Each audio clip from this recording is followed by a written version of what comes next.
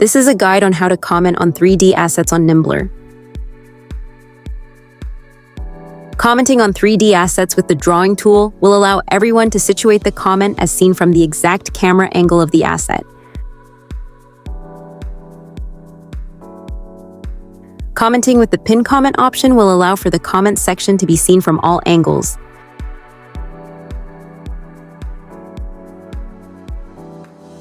You can click on the comment and it will take you to the location within the asset. There are additional options for 3D assets.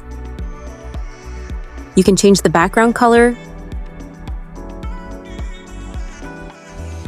reset the camera to its original position,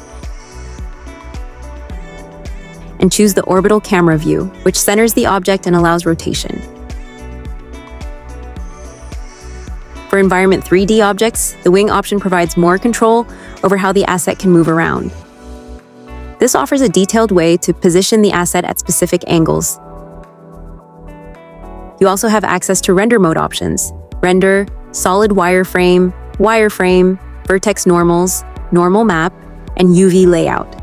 These options allow you to get into the details of your 3D models and comment on the layout accurately before leaving comments.